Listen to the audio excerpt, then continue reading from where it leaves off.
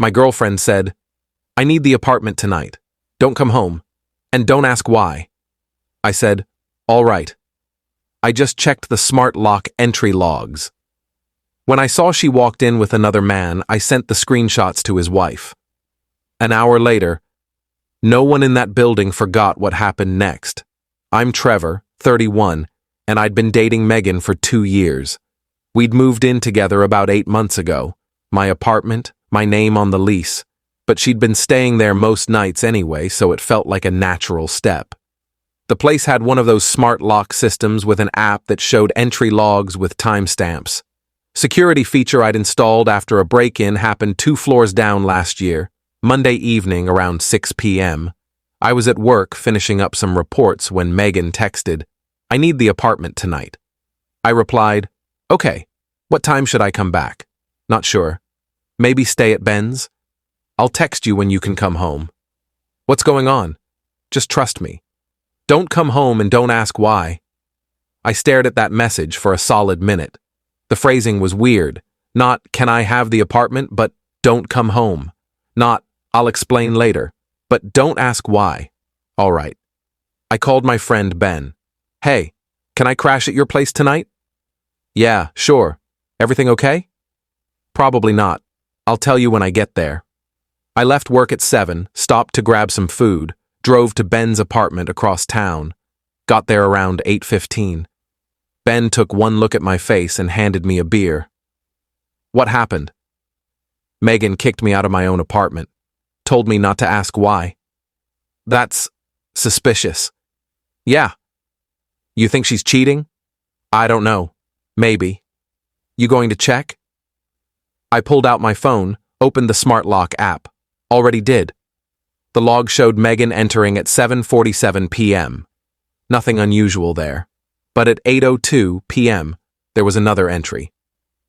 The system logged it as guest access, which meant she'd let someone in. "She has someone there," Ben said, looking over my shoulder. "Could be anyone, friend, family, whoever. At your apartment, after specifically telling you to stay away and not ask questions." "Yeah." We sat in silence for a minute.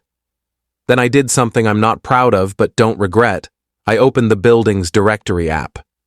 Our building had this system where residents could look up other residents for deliveries and emergencies. I scrolled through recent visitors logged in the main entrance. At 7:58 p.m., someone named David Morrison had been buzzed into the building. He'd used the guest access at the main door, which meant Megan had let him in remotely. "Who's David Morrison?" Ben asked. "No idea." I Googled the name with our city, found a LinkedIn profile. David Morrison, 38, married, works in finance. His profile picture showed him in a suit. Good-looking guy, wedding ring visible. "He's married," I said. "Shit." I clicked through to his Facebook profile, which wasn't fully private. His cover photo was a family shot. Him, his wife, 2 kids. His wife's name was tagged, Rebecca Morrison. "What are you going to do?" Ben asked. I looked at the smart lock log again. Megan and this David guy were in my apartment right now, doing God knows what on furniture I paid for. "I'm going to find out who his wife is," I said. Took me maybe 20 minutes of social media digging, found Rebecca Morrison's Instagram, public profile, lots of family photos, posts about her kids' soccer games, and her small business selling custom jewelry.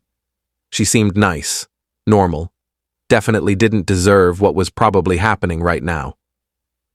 I screenshotted the smart lock entry log showing both entries with timestamps, took a photo of my lease showing my name and the apartment address. Wrote a message to Rebecca through Instagram DM. "Hi Rebecca, you don't know me, but I think you need to see this. My name is Trevor Walsh. I live at address.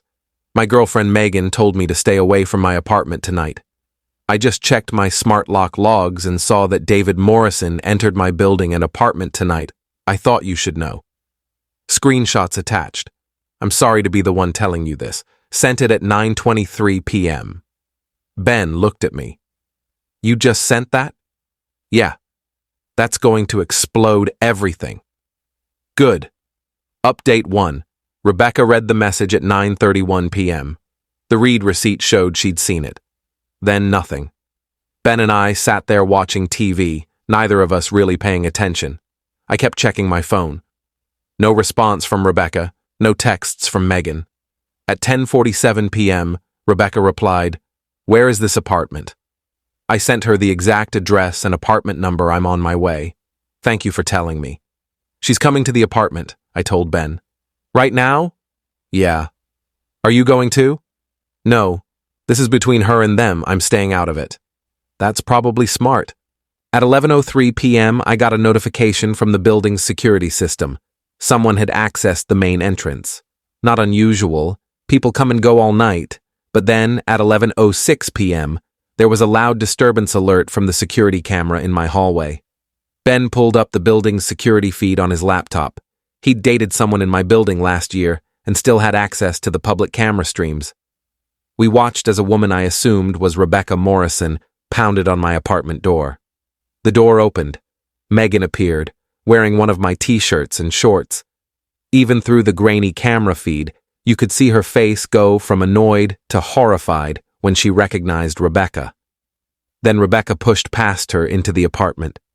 The camera didn't show inside, but we could see the door was left wide open. Could hear yelling, couldn't make out words, but the tone was clear. 30 seconds later, David Morrison came running out of my apartment, pulling on his shirt, shoes in hand. Rebecca came out after him, screaming something we couldn't hear. Megan stood in the doorway looking paralyzed. Rebecca threw something at David, looked like his shoes, hit him in the back as he ran toward the elevator. She turned back to Megan, said something that made Megan physically step back, then left. The whole thing lasted maybe 3 minutes. But the neighbors started coming out, doors opening up and down the hall, people watching. My apartment door stayed open the whole time. "Holy shit," Ben said. My phone buzzed. Text from Megan. "Where are you?" I didn't respond. "Trevor, please, I can explain. It's not what you think. Trevor, answer me." I blocked her number. At 11:34 p.m., Rebecca messaged me again. "Thank you. I needed to see that with my own eyes. I'm sorry this happened to you too. I'm sorry I had to tell you. Don't be. Better to know. That asshole is dead to me. What are you going to do? Divorce lawyer first thing tomorrow, and making sure everyone we know finds out what he did. Good luck. You too. That girl's not worth your time." She was right. But it still hurt. Update 2. I stayed at Ben's that night. Didn't sleep much. Kept thinking about Megan and David in my apartment, in my space. Wondering how long it had been going on, whether this was the first time or just the first time I'd caught her. Tuesday morning, I went to work but couldn't focus. Around 10 a.m., I got a call from my building manager. "Mr. Walsh, we need to talk about last night's disturbance." "I wasn't there." "I know, but it was your apartment. Several tenants complained about the noise and commotion, and your door was left open for over an hour after the incident." "My girlfriend was there. She can explain." "Actually, she's not here. Your apartment is still open. We need you to come secure it." I left work and drove to the building. The manager met me in the lobby, looking uncomfortable. "Mr. Walsh, I have to tell you, there's been some property damage." "What kind?" "You should see it yourself." We went up to my floor. My apartment door was indeed wide open. I walked in and stopped cold. The place was trashed, not in a burglary way, in a rage way. Picture frames smashed, couch cushions slashed. My TV had a crack across the screen, kitchen drawers dumped out, clothes everywhere. "What the hell happened?" I asked. "We're not sure. The cameras show the woman, Rebecca Morrison, according to the police report, was only here for a few minutes last night. The damage happened sometime after 2 a.m. Your girlfriend was seen on camera throwing things, breaking items. Then she left around 4 a.m. and hasn't been back." Police report? Mrs. Morrison filed a report about the incident trespassing and disturbing the peace. Since it's your apartment, you weren't included. But we have it documented now. I walked through the apartment in a daze. 2 years of my life with Megan ended with her destroying my space because she got caught. My laptop was smashed, my gaming console thrown against the wall. Every dish I owned apparently dropped on the floor. The bedroom was worse, mattress slashed, clothes shredded, cologne bottles shattered. "I'm so sorry," the manager said. "We've evicted tenants for less than this. If you want to press charges..." "I want her stuff gone and the locks changed." "We can do that." "And Mr. Walsh? Several neighbors want to talk to you. They saw what happened last night and feel terrible. Mrs. Chen from 4B said she has security footage from her doorbell camera if you need it." "Thanks. I'll talk to her." I spent the rest of Tuesday cleaning up. Ben came over after work to help. Several neighbors stopped by, some offering to help, some just being nosy. A few sharing what they'd heard and seen. Mrs. Chen showed me her footage. Crystal clear view of Rebecca arriving, pounding on my door, the confrontation.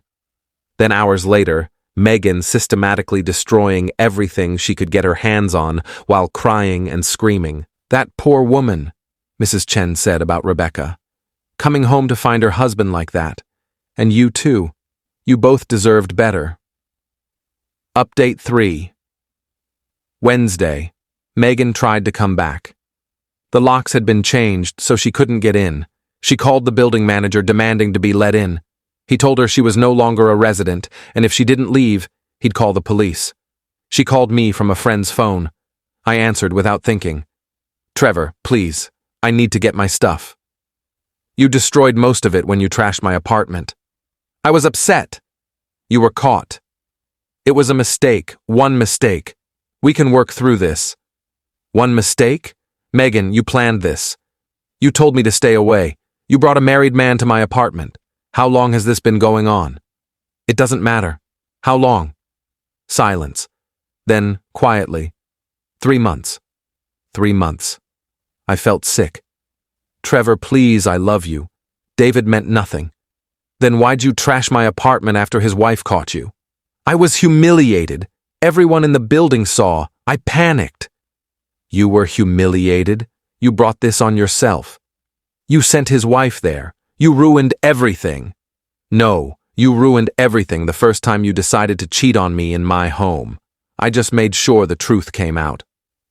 "I hate you." "Good. Makes this easier. Your stuff that survived is in boxes in the lobby. Pick it up by Friday or I'm donating it." I hung up. Blocked that number too. Thursday. I heard through the building grapevine that Rebecca had indeed filed for divorce. Word was she'd shown up at David's office, confronted him in front of his colleagues, made sure everyone knew exactly what kind of person he was. His company apparently had a morality clause in their contracts. He was on administrative leave pending investigation. Rebecca messaged me again. "I heard your girlfriend destroyed your apartment. I'm so sorry, not your fault. She made her choices. Still, that's awful. If there's anything I can do to help, just knowing someone else isn't taking their shit makes me feel better. Trust me, he's not getting away with anything. My lawyer is making sure of that." "Good. And Trevor? Thank you for telling me. I know it was hard, but you saved me from wasting more time on someone who didn't deserve it. Same to you. We didn't talk after that. Didn't need to. We'd both done what needed to be done." Final update. It's been 2 months. My apartment's been repaired. Insurance covered most of it, though my rates went up. Megan never came to get her stuff. I donated it all. I heard she moved back to her parents' house in another state. Her social media went private after someone apparently shared the story of what happened. Some mutual friends reached out asking for my side. I told them the truth. Most believed me. A few thought I was cruel for sending Rebecca to the apartment. Those aren't my friends anymore. David Morrison's life imploded.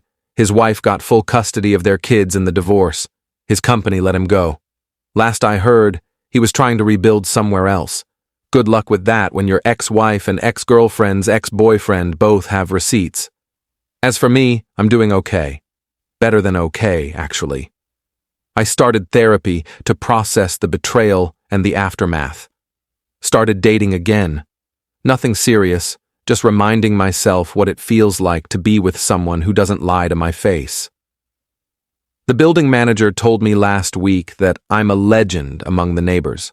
Apparently, the story of the smart lock logs and Rebecca showing up has become building lore. Mrs. Chen brings me cookies every Sunday, says I handled it with dignity. I don't know about dignity. I just know I wasn't going to be the chump who never found out. When Megan told me not to ask why, she was counting on me being too trusting to question her. But trust is earned, and she'd been burning through mine for 3 months without me knowing. The smart lock logs saved me from wasting more time on someone who was actively betraying me. The decision to tell Rebecca saved both of us from partners who didn't deserve our loyalty and the public nature of how it all went down. That wasn't me being vindictive. That was just consequences finally catching up with people who thought they could get away with it. Megan wanted the apartment to herself that night because she thought she'd gotten away with it.